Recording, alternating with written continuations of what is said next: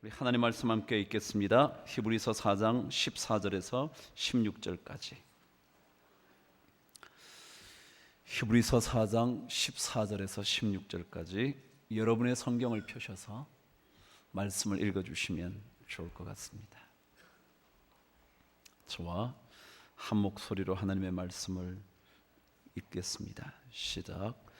그러므로 우리에게 큰 대제사장이 계시니 승천하시니 곧 하나님의 아들 예수시라. 우리가 믿는 도리를 굳게 잡을지어다. 우리에게 있는 대제사장은 우리의 연약함을 동정하지 못하실 이가 아니요 모든 일에 우리와 같이 시험을 받으신 이로되 죄는 없으시니라. 그러므로 우리는 긍휼하심을 입고 때를 따라 돕는 은혜를 얻기 위하여 은혜의 보좌 앞에 담대히 나아갈 것이니라. 아멘. 드디어 2016년 첫 번째 주일 말씀을 여러분과 함께 묵상을 합니다. 작년에 제가 2016년을 생각하면서 어떤 주제를 가지고 한 해를 보낼까 묵상하고 있다가 저에게 떠오른 두 개념이 있었습니다. 그것이 바로 하나님의 은혜라는 개념이었습니다. 그래서 연말에도 그리고 내년의 모든 집회의 주제가 하나님의 잠들지 않는 은혜, 하나님의 멈추지 않는 은혜, 하나님의 새로운 은혜, 끊임없이 반복을 하게 되었죠. 왜냐하면 하나님의 은혜 없이는 어느 그리스도인들도 그리스도인답게 살기 어렵기 때문에 그렇습니다. 어느 누구도 하나님의 은혜가 필요 없는 존재가 없기 때문에 그렇습니다. 이 믿음의 공동체는 하나님의 은혜를 경험하는 공동체입니다. 이 성전에 오셔서 하나님의 은혜가 이 자리에 임하는 것을 경험하고 그 은혜를 가지고 우리의 믿음의 길을 걷는 거죠. 그런데 이 개념과 함께 동시에 저에게 떠오른 또 다른 개념 하나가 있었습니다. 그것은 바로 세상을 품는 교회라는 것이었습니다. 교회가 만일 하나님의 은혜가 없다면 믿음의 공동체일 수 없겠죠. 그러나 동시에 만일 그 은혜를 이 자리에서만 누리고 끝을 낸다면 그것만큼 주님의 명령을 어기는 일이 어디 있겠습니까? 주님께서 마지막으로 우리 모든 그리스도인들에게 사명을 남겨주시고 가셨을 때 세상 모든 백성들, 족속들을 예수 그리스도의 제자로 삼으라 그러셨는데 만일 세상을 향하여 그 은혜를 나누지 않는다면 우리는 주님께서 마지막 남기신 그 사명과 명령을 도외시하는 삶이 되고 말 겁니다. 그래서 우리가 받는 은혜가 이 자리에서만이 아니라 세상을 향하여 끊임없이 퍼져가야 한다는 것 생각하게 된 거죠. 그래서 은혜로 세상을 품는 교회, 놀라운 은혜로 날아오르는 교회가 되어 세상을 넉넉히 품어줄 수 있는 그런 교회 되면 좋겠다. 그게 저의 소원이 된 겁니다. 여러분, 그리스도인들이라고 세상을 등지고 살아갈 수는 없겠죠? 예수 믿는다고 세상과 관계없이 살아갈 수 있는 사람은 없을 것입니다. 그러나 동시에 어떤 그리스도인들도 세상에 파묻혀버리는 인생이 되어서는 안 됩니다. 세상을 살아가는 그리스도인이지만 그리스도인들은 세상을 품어버려야 할 겁니다. 품어서 새 생명을 잉태해야 하는 것이 그리스도인의 삶일 겁니다. 여러분, 무엇으로 세상을 품으시겠습니까? 무엇을 가지고 세상으로 여러분의 발걸음을 옮기시고 싶으십니까? 세상을 넉넉히 품어줄 수 있는 품이라는 게 어떤 것이면 좋겠습니까? 저는 그것이 바로 은혜였으면 좋겠습니다. 우리에게나 세상은 동일하게 은혜가 필요합니다. 우리 모든 성도들에게 뿐만 아니라 이 땅의 그 어떤 누구에게도 하나님의 은혜가 필요합니다. 그 은혜로 세상을 덮을 수만 있다면, 그 은혜로 세상을 품을 수만 있다면 교회의 능력은 점점 더 강력해지게 될 겁니다. 이사야 61장에 보면 주의 영이 임하시면 어떤 일이 있는가에 대하여 말씀해 주고 있습니다. 근데 그 주님의 영, 성령이 임하시게 되면 그때 하나님의 놀라운 은혜의 해가 선포된다는 겁니다. 성령께서 이 자리에 오시면 하나님의 은혜의 해가, 은혜의 삶이, 은혜의 나날이 펼쳐지기 시작한다는 겁니다. 그것으로 인하여 모든 슬픈 자를 위로하라고. 그래요, 우리는 은혜 받아야 합니다. 그러나 동시에 받은 은혜를 가지고 세상의 슬픈 자들을 위로함으로 세상을 생명으로 거듭나게 해 주어야 합니다. 우리나라에 유명한 문학평론가 한 분이 계십니다. 한때 탁월한 3대 평론가 중에 한 사람인 김병익이라는 평론가의 최근 평론집 하나가 발간이 됐습니다. 제목은 조용한 걸음으로라는 책입니다. 평론가는 하는 일이 뭐냐면 여러 작가들의 글을 읽고 여러 작가들의 시를 읽고 그 시를 분석하는 겁니다. 그 분석이 날카로울수록, 그리고 그 비평이 찔러 쪼갤 만큼 철저할수록 평론가의 가치는 높아집니다. 그래서 글을 읽기 시작하면 언제나 어떻게 비평할 것인가, 어떻게 그 글을 분석해내어 그 글이 어떤 점에서 이 글이 쓰여져야 하는지를 낱낱이 틀어내려고 글을 읽기 시작하는 겁니다. 그래서 자기도 모르게 비판적이 되고 심지어 비난의 화살을 쏘아야 자기의 존재 가치를 증명할 수 있게 되는 거죠. 근데 그분이 수십 년 평론을 쓰면서 최근에 그 책 서문에 이렇게 쓴 것입니다. 이제 우리에게 괴로워하며 진지하게 정색하고 아프게 따지며 힘들여 셈할 일이 얼마나 남았겠는가. 허망함으로 받아들이는 관용을 나는 요즘 훈련하고 있는데 이 글이 그런 연습의 하나이기를 바란다 그랬습니다. 뭐라 그랬냐 하면, 평론가들은 누군가의 글을 읽으면서 그 사람을 아프게, 그렇게 글 쓰면 안 되지, 그렇게 사회를 보는 눈이 없으면 안 되지, 그렇게 아름다움을 표현하면 아름다움이 추해지고 말지 라고 아프게, 때때로는 진지한 듯 하지만 정색하며 그 사람들을 괴롭히는, 힘들게 만드는 그런 일을 해왔는데, 그래서 어떤 글은 읽으면서 야, 이런 허망한 글을 썼어?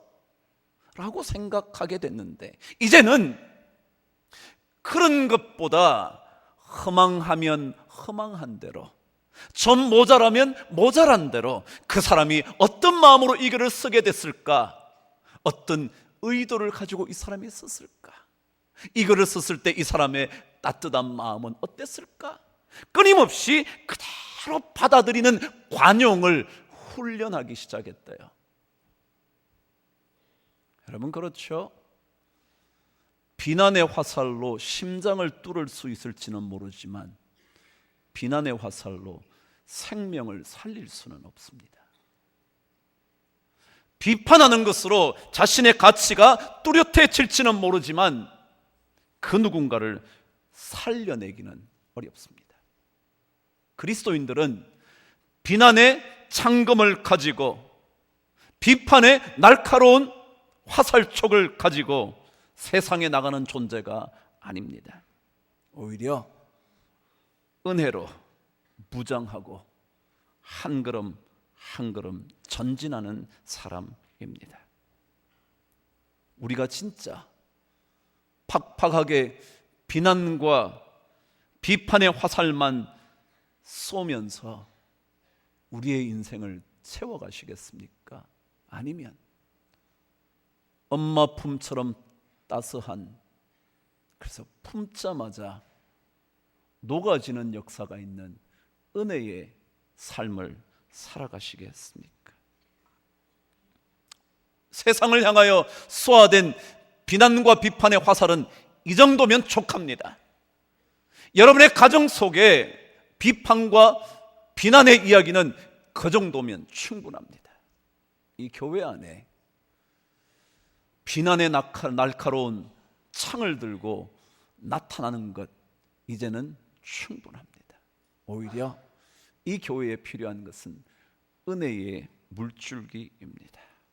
은혜의 노래를 부를 수 있는 공간, 은혜로 말미암아 눈물의 바다가 흐를 수 있는 그런 쉼터가 필요합니다.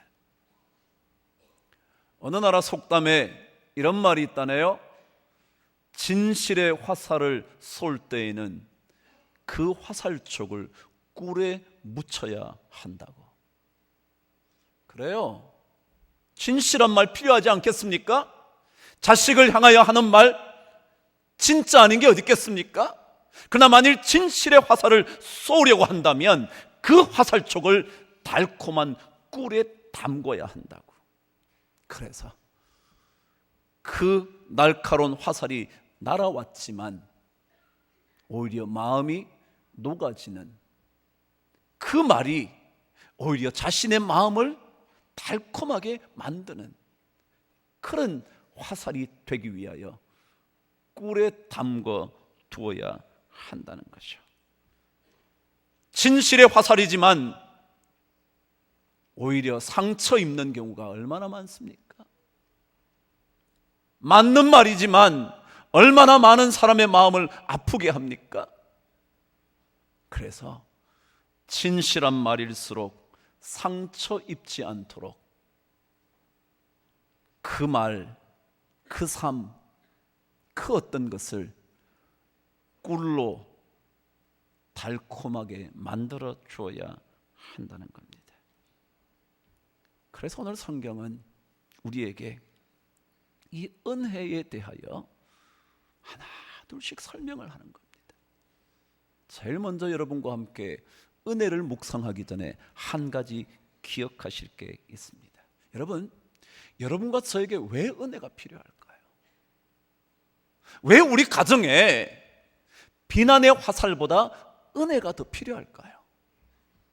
왜 우리 교회에 이 수많은 성도들이 모여있는 공간에 진실한 말도 필요하지만 그것보다 더 은혜의 말이 필요할까요? 왜 그럴까요, 여러분?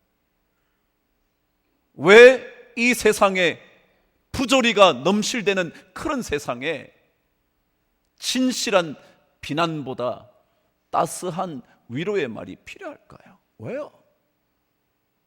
오늘 성경은요 이렇게 설명을 합니다. 15절 저와 함께 읽겠습니다. 시작. 우리에게 있는 대제사장은 우리의 연약함을 동정하지 못하실 리가 아니다 그랬어요. 저는 이걸 읽다가 그래, 맞아, 우리에게 은혜가 필요한 이유는 우리 모두 연약해서 그렇지. 연약해서 강한 것 같지만 그 강함 뒤에 숨겨진 수많은 상처 때문에 더 강해지게 보이려고 몸부림치는 게 인간 아닌가? 건강한 것처럼 보이지만 한 번 꺾어지면 도저히 다시 일어날 수 없는 존재가 인간 아닙니까? 부유함도 한순간 아닙니까? 돈이 있지만 그것이 우리에게 결코 따스한 가정을 만들어주지 못하지 않습니까? 최근에 여러분 보셨습니까? 한 우리나라의 대기업의 총수가 가정을 더 이상 유지할 수 없다는 편지를 공개적으로 밝힌 거예요. 부유하면 됩니까? 돈이 많으면 가정이 아름다워집니까? 아니요. 우리 모두는 연약합니다. 강한 척해도요, 어느 누구에게도 꺾이지 않을 만큼 키백이 대단한 사람이어도요, 언제 그가 쓰러질지 모르는 게 인간이거든요. 믿었던 사람에게 배신을 당하는 아픔이 곳곳에 도사리고 있는, 그래서 그 아픔으로 인하여 눈물 짓는 수많은 연약한 존재가 우리거든요.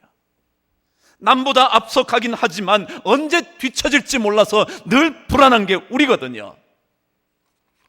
그래서 진짜 우리에게 필요한 것은 은혜죠.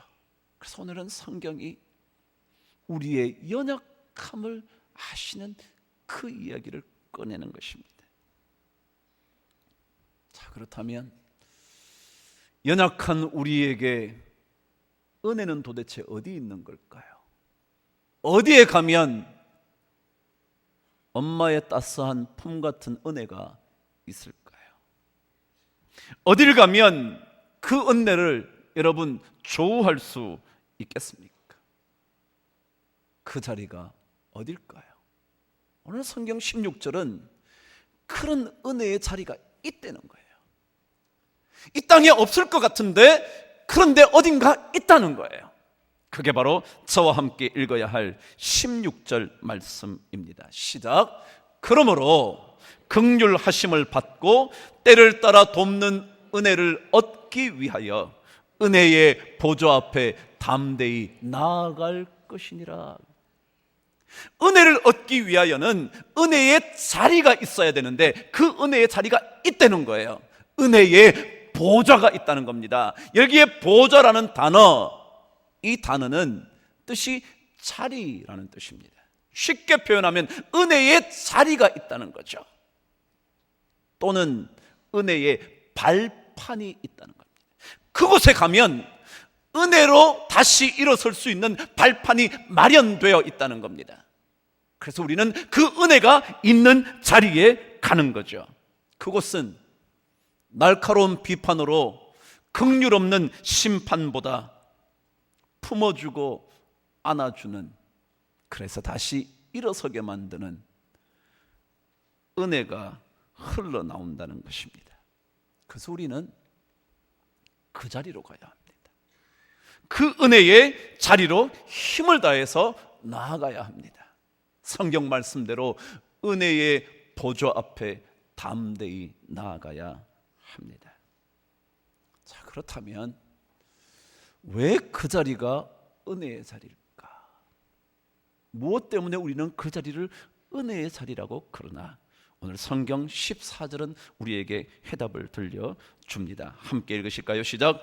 그러므로 우리에게 큰 대제사장이 계시니 승천하시니 곧 하나님의 아들 예수시라 그랬습니다.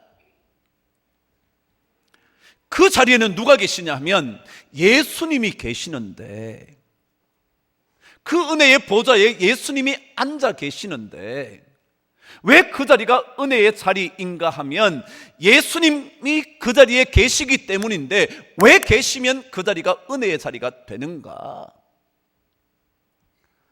여러분, 요한복음 1장으로 되돌아가시면 요한복음에는 예수 그리스도에 대한 설명을 시작합니다. 태초에 말씀이 계셨는데 그 말씀이 하나님과 함께 계셨는데 그 말씀이 곧 하나님이시라고. 근데 하나님이신 그분이 육신이 되어 우리에게 오신 분이 계신데 그분이 예수라고. 그런데 그 말씀이 육신이 된 예수는 어떤 분인지 요한복음 1장 14절은 이렇게 정확하게 기록합니다. 찾아보실까요? 요한복음 1장 14절이요. 찾으셨으면 저와 함께 천천히 찾아서요. 제가 일부러 화면을 늦게 띄우라 그래서 여러분 성경 좀 찾으시라고. 너무 우리는 화면만 보고 살아서 화면 없으면 불안해. 성경이 있으니까 안 불안해도 되는데 한번 찾아보세요. 요한복음 1장 14절이요. 찾으셨나요? 저와 함께 읽어보도록 하시죠. 저는 여기 다 기록했기 때문에 제가 그냥 펼치겠습니다. 저와 함께 읽겠습니다. 시작. 말씀이 육신이 되어 우리 가운데 거하심에 우리가 그의 영광을 보니 아버지의 독생자의 영광이요 은혜와 진리가 충만하라. 잘하는 말씀이죠. 예수 그리스도가 누구냐 하면 하나님의 말씀이 육신으로 찾아온 그분인데 그분에게는 뭐가 가득하다고요? 은혜와 진리가 충만하대요. 그럼 왜 은혜의 보좌에 앉으신 예수가 은혜를 주실 수 있는 분이냐 하면 그분은 어떤 분이시니까요? 은혜로 가득 차 계시는 분이기 때문에 그렇다는 거예요. 그래서 16절은 계속해서 우리에게 말합니다. 요한복음 1장 16절 읽겠습니다. 시작. 우리가 다 그의 충만한 데서 받으니 은혜 위에 은혜더라. 우리가 그분에게 은혜를 받는데 그분의 차고 흘러넘치는 은혜 위에 은혜 때문에 우리에게 쏟아지는 은혜가 있다는 거예요. 17절은 계속해서 이렇게 말하죠. 읽어보시겠습니다. 시작. 율법은 모세로 말미암아 주어진 것이요 은혜와 진리는 예수 그리스도로 말미암아 온 것이라고요. 여러분, 왜 우리가 예수에게 가야 되냐 하면요, 그분에게는 은혜가 가득하거든요. 제가 간간히 설교하지만 진리보다 은혜가 먼저인 분이 하나님입니다. 진리가 없다는 게 아닙니다. 그러나 진리의 촉에 은혜를 묻히는 겁니다. 그래서 주님께는 은혜와 진리지 진리와 은혜가 아닙니다. 끊임없이 은혜에 담겨진 진리입니다. 그래서 오늘 성경은 예수에게 우리가 왜 가야 되냐? 여러분과 제가 이 아침에 새해 첫 주에 왜 주님의 성전에 오셨냐 하면 하나님의 은혜에 적셔지려고, 하나님의 은혜에 물들기 위해서. 왜냐하면 주님께 오면 그 주님에게는 은혜가 차고 흘러넘쳐 은혜 위에 은혜가 있기 때문에 그렇다는 거예요. 그래요. 우리는 주님께 가야 합니다. 그분에게 가야 은혜가 있습니다. 다른 곳에서는 은혜를 찾을 수 없습니다. 여러분, 인간은 이익에 민감한 존재입니다. 인간은 이익에 밝은 존재이지 은혜로 눈부시는 존재 아닙니다.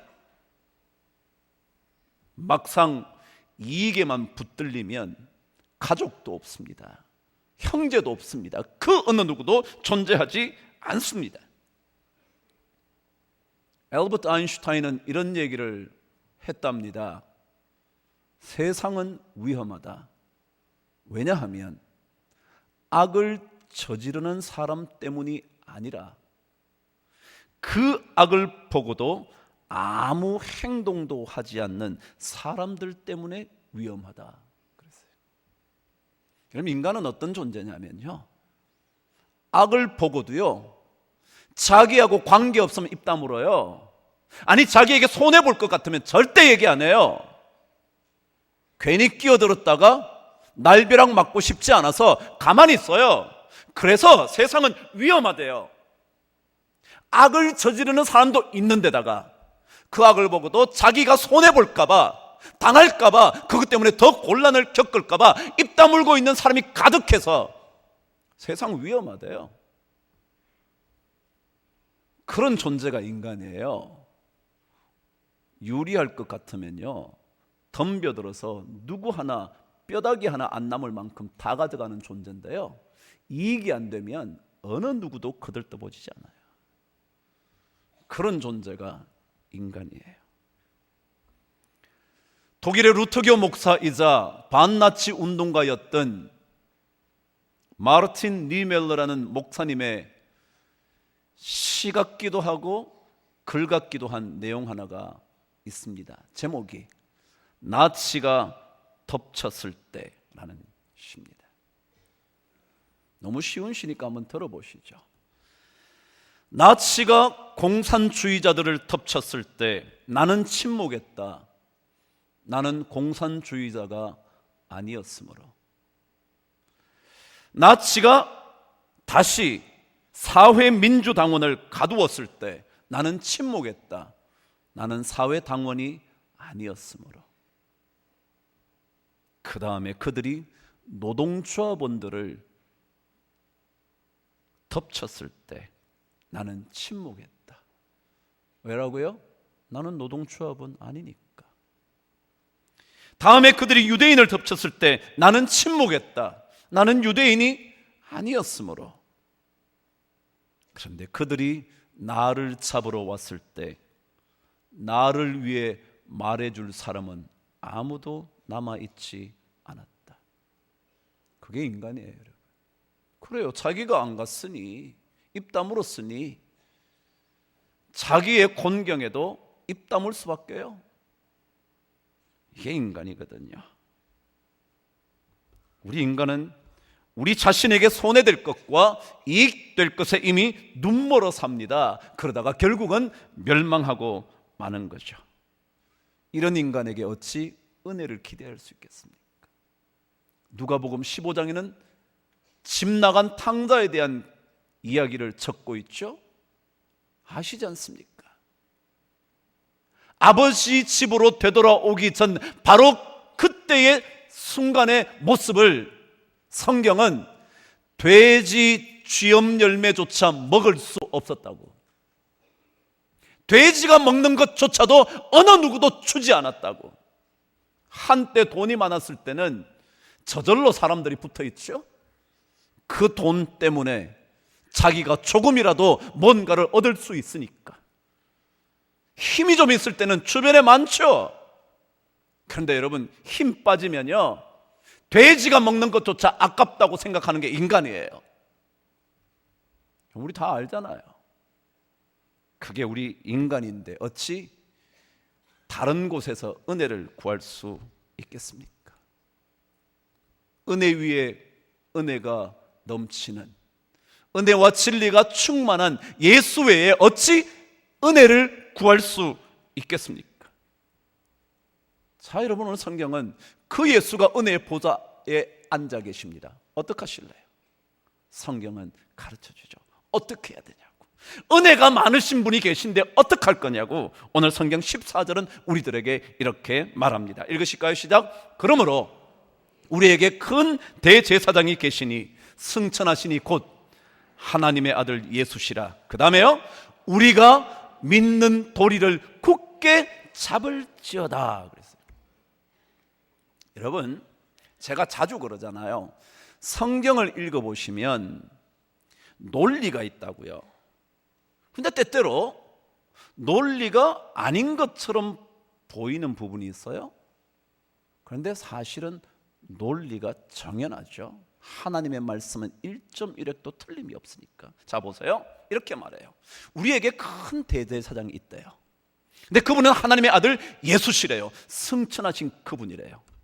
그러면 이렇게 해야 돼요. 그러므로 우리가 그 예수를 굳게 잡을지어다 그래야죠. 제 말 틀렸나요? 자, 보세요. 앞에서 우리에게 대제사장이, 큰 대제사장이 있는데 그분이 승천하신 하나님의 아들 예수시라고. 그러니까 우리가 그분을 굳게 붙잡아야 된다고 그래야 되잖아요. 그런데 뭐라 그랬어요? 우리의 믿는 도리를 굳게 잡을지어다 그랬어요. 예수 대신에 뭘 집어넣었다고요? 믿는 도리래요. 여기에 도리라는 고백이라는 뜻이거든요. 신앙의 고백이요. 우리의 믿는 고백을 굳게 붙잡아야 된다요. 그런데 사실은 이 믿는 도리가 뭐냐 하면 히브리서는 정확하게 누구인지 알려주고 있어요. 히브리서 3장 1절이에요. 앞으로 한번 넘겨보세요. 3장 1절 찾으셨나요? 히브리서 다시 되돌아가셨나요? 3장 1절 저와 함께 말씀을 읽겠습니다. 시작. 그러므로 함께 하늘의 부르심을 받은 거룩한 형제들아, 우리가 믿는 도리의 사도이시며 대제사장이신 예수를 깊이 생각하라. 뭐라 그랬냐면 예수가 누구시냐 하면 우리가 믿는 도리의 사도이실 뿐만 아니라 대제사장이시다 그랬어요. 제가 뭐라 그랬어요? 믿는 도리가 누구냐 하면 예수라고요. 오늘 성경에 이렇게 말해요. 믿는 도리의 사도이시며 그랬어요. 사도라는 뜻이 뭐냐면 전권을 위임받은 사람, 그게 사도예요. apostle이라는 단어가 뭐냐면 전권을 위임받았다는 거예요. 다시 말하면 믿는 도리의 전권을 다 갖고 계시는 분이 누구라고요? 예수라고요. 그러니까 오늘 여기에 히브리서 4장 14절에 나오는 믿는 도리를 굳게 잡으라는 얘기는 누구를 잡으라는 거예요? 예수를 굳게 잡아라. 여러분 은혜 받으려면요 예수 잡아야 돼요. 예수를 꼭 잡아야 돼요. 그분을 굳게 붙잡아야 돼요. 제가 지난 연말에 특세를 했죠. 그게 나오신 분들은 이 설교를 기억하실 거예요. 여러분 우리 손의 힘을 가리켜 악력이라 그래요. 악력. 악자는 잡을 악자거든요. 그러니까 소나기로 잡는 힘, 그게 악력이거든요. 근데 그 악력으로 건강을 확인할 수 있대요. 그래서 나이가 들면 이 악력이 없어져. 이걸 못 잡는 거예요. 자꾸 떨어뜨리고요. 그죠? 제가 그때 그랬죠. 신앙의 힘은 어디 있냐 하면 하나님을 얼마나 그 사람이 강력하게 붙드는가 그 힘에 있다. 제가 그랬거든요. 오늘 성경 뭐라고 하냐면 그 예수, 누구 예수냐면 은혜의 예수를 굳게 잡아라. 굳게 잡아라. 그분을 잡아야 은혜를 받는다 라는 거죠. 신앙은 다른 것을 붙드는 것이 아닙니다. 예수를 붙잡는 것입니다. 은혜 위에 은혜가 충만한 예수를 잡는 겁니다. 다른 것은 다 놓쳐도 예수만 붙잡으면 살아날 수 있는 은혜를 받게 됩니다. 이게 신앙입니다. 그래서 여기에 굳게 잡는다라는 크라테오라는 단어는 절대로 남에게 빼앗기지 않기 위하여 단단히 잡는다.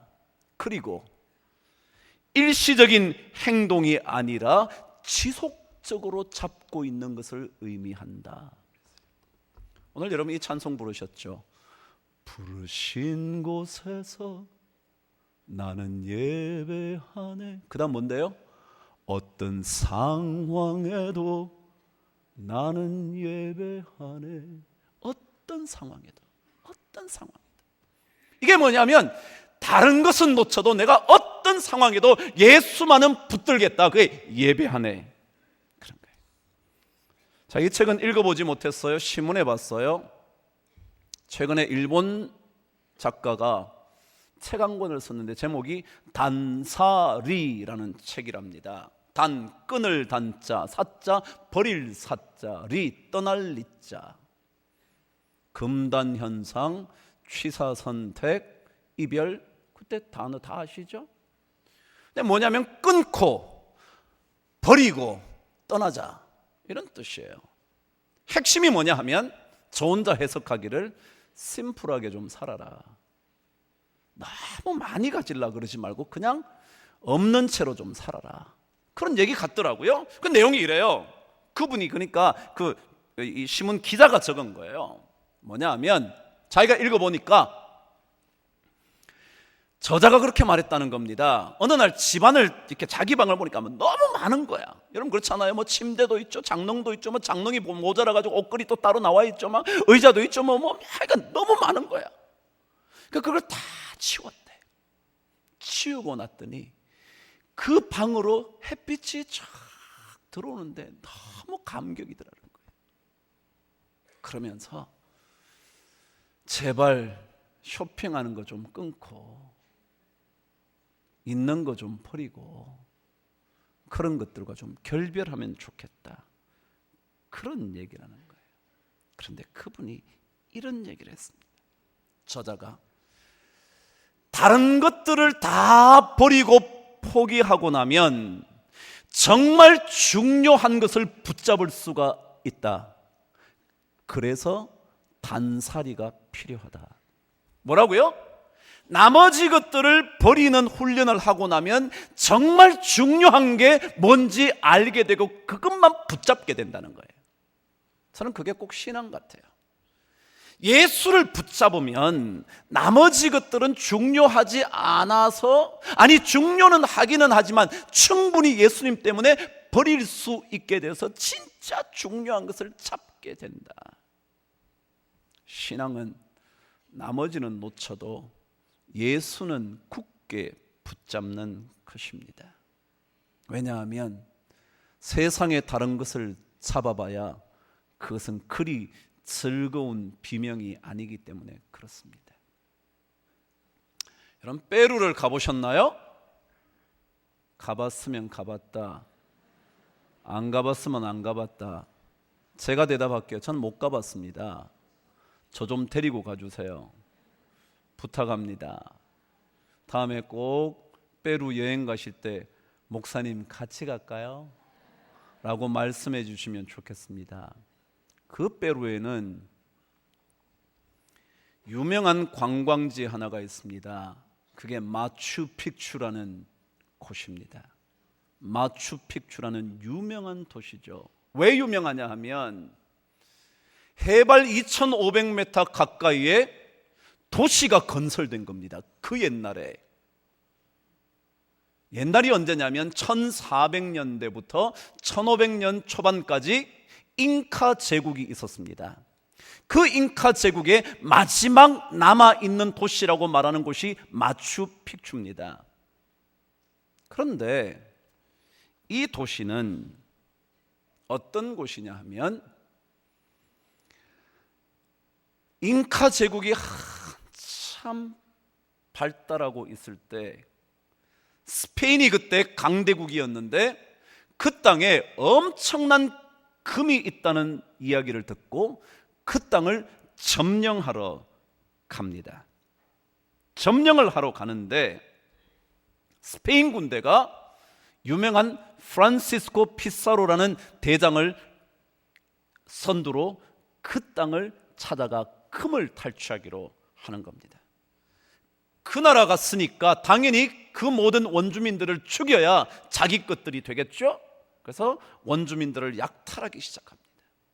저항을 하고 저항을 했지만 스페인의 강력한 군대에 이길 수 없었던 원주민들이 도망을 가기 시작하다가 스페인 군대가 도저히 따라올 수 없을 것 같은 깊은 협곡으로 들어가고 협곡 위로 올라가서 세운 도시가 마추픽추입니다. 거기는 스페인 군대가 따라올 수 없었습니다. 왜냐하면 깊은 계곡 그 위로 솟은 2500m 가까이의 산등성이었기 때문에 오지 못했죠. 그래서 거기에서 그 사람들이 도시를 건설해서 살았던 거죠. 그런데 제가 얘기하려고 하는 것은 그 마추픽추에 가면, 전 안 가봤어요. 좀 데리고 가달라고요. 가보시면 관광지이니까 이런 일이 있다고 그러네요. 거기에 가면 그 원주민들, 남아있는 원주민 후손들이 그들의 원주민의 악기로 연주하는 곡이 있답니다. 그 곡이 여러분 아마도 들어보셨을 가능성이 있는 사이먼 앤 가펑클이라는 옛날 가수가 불렀던 엘 콘도르 파사라는 노래입니다. 이런 노래 들어보셔서 한번 해볼까요? I'd rather be a sparrow than a snail. Yes, I would. If I only could, I surely would. 이런 노래 들어보신 적 있나요? 이 노래가 그 원주민의 전통적인 곡이랍니다. 근데 이 곡을 듣고 너무 좋았던 사이먼 앤 가펑클이 가사를 붙여서 엘 콘도르 파사라고 지은 노래죠. 엘 콘도르 콘도라는 건 큰 새를 의미한답니다. 엘은 정관사고요, 스페니쉬니까 엘 콘돌 파사는 지나간다. 그래서 한국말로 제목을 철새는 날아가고 뭐 이렇게 번역하는 곡입니다.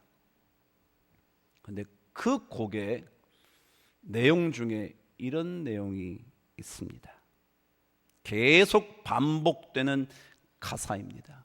집에 가셔서 인터넷 찾아보시면 나옵니다. 제가 읽어드릴게요.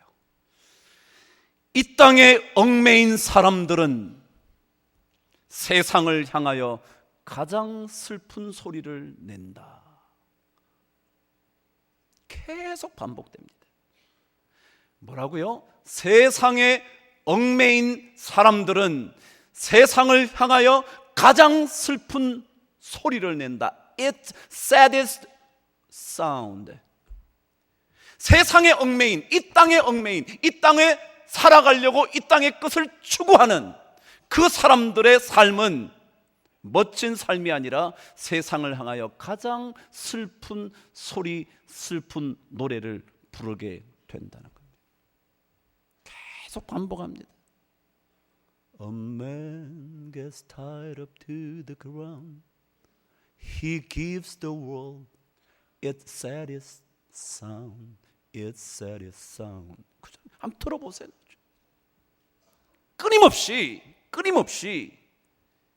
이 땅 to the ground, 이 땅바닥, 이 땅바닥에 인생을 파묻고, 그래서 그게 완전히 묶여버린, 타이 하는 건 뭐 넥타이, 완전 타이 된 사람, 묶어버린 사람, 그 사람은 이 세상에 가장 슬픈, 내가 왜 그렇게 했지, 그렇게 할 필요 없습니다. 그래서 저렇게 새처럼 자유롭게 날아다녔어야 했는데 왜 내가 저렇게 묶여서 살았지?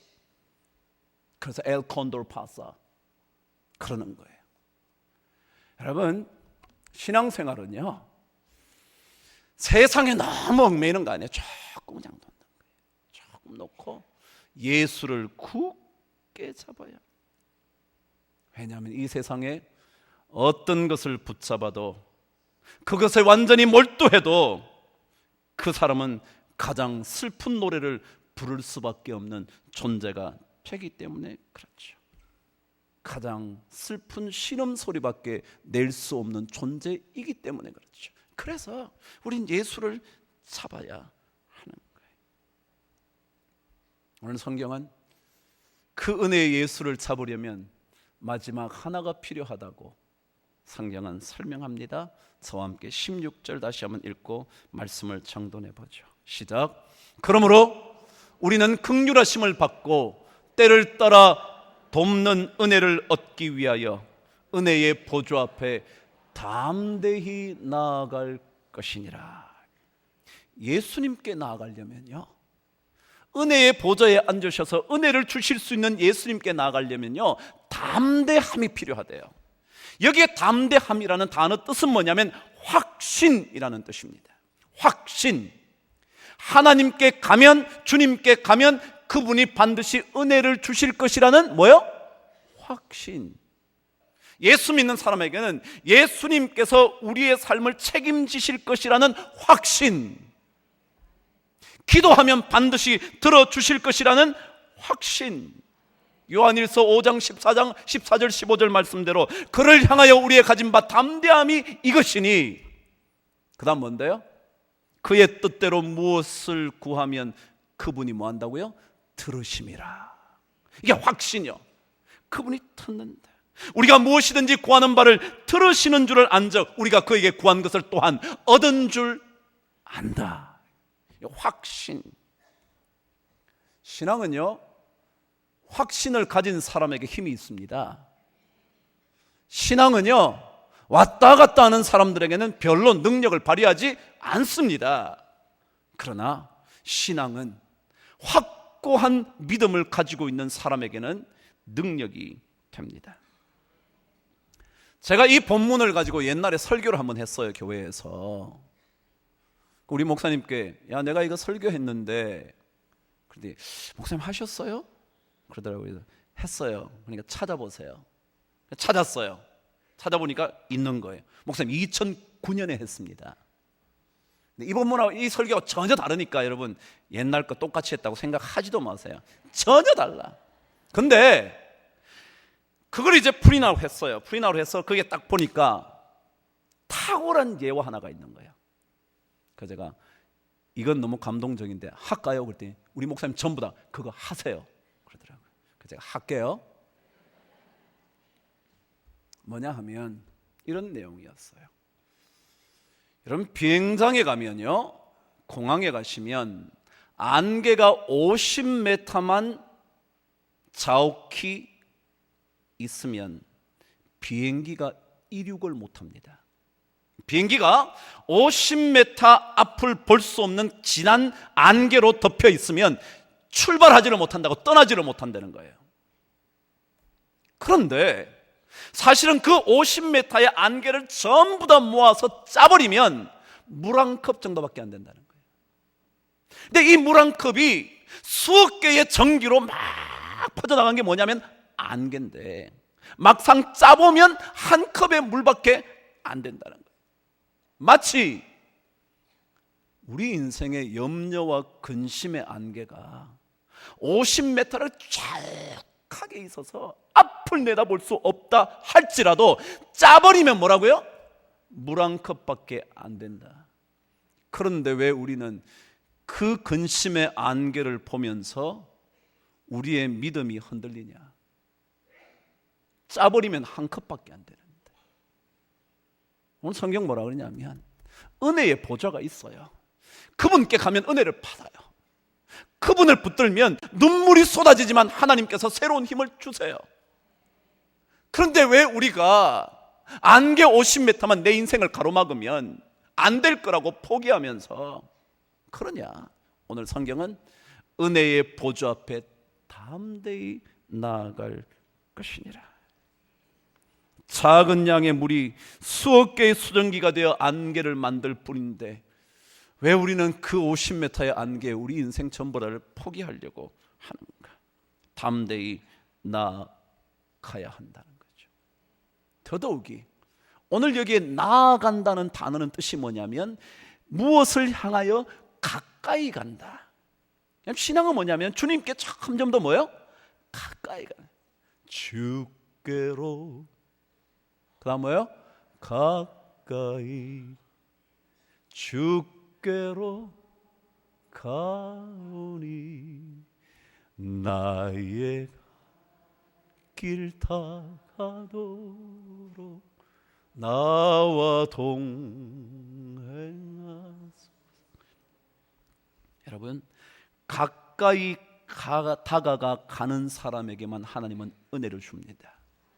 믿음의 확신을 가지고 그분께 점더히 다가갈수록, 그분께 갈수록, 그분께 나아갈수록, 그럴수록 그 사람은 은혜의 주인공이 됩니다. 어제 집에서 설교를 준비하고 있는데 제 친구 목사가 갑자기 카톡에 뭘 하나 보낸 거예요. 뭔가 봤더니 시인과 촌장이라는 가수를 아시나요? 늙은 사람만 알아. 대답한 사람 다 늙었어.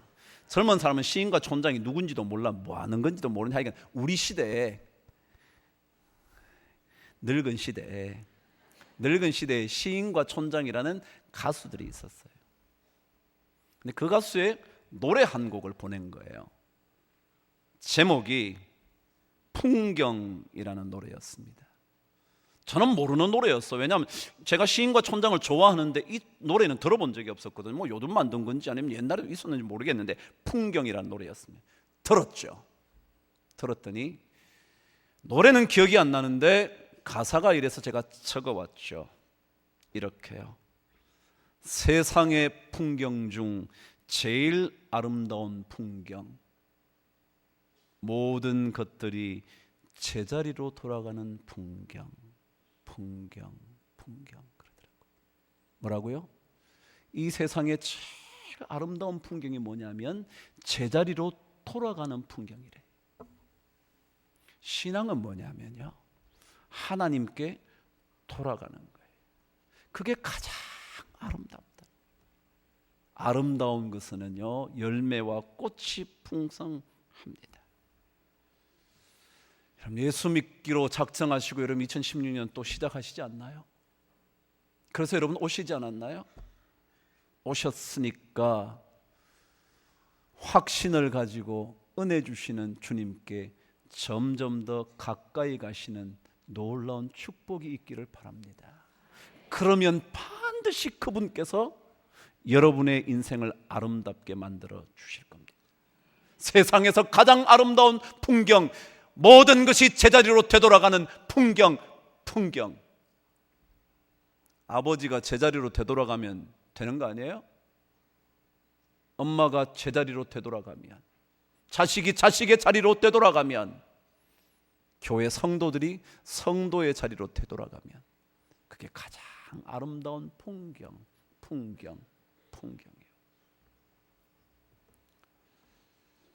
2016년 여러분에게 시작됐죠. 여러분에게였습니까? 저는 아니겠습니까? 그 삶 주님께서 주시는 은혜로 풍성해서 은혜로 세상을 조금씩 품어줄 수 있는 그런 놀라운 한 해가 되기를 주님의 이름으로 축복합니다. 기도하겠습니다.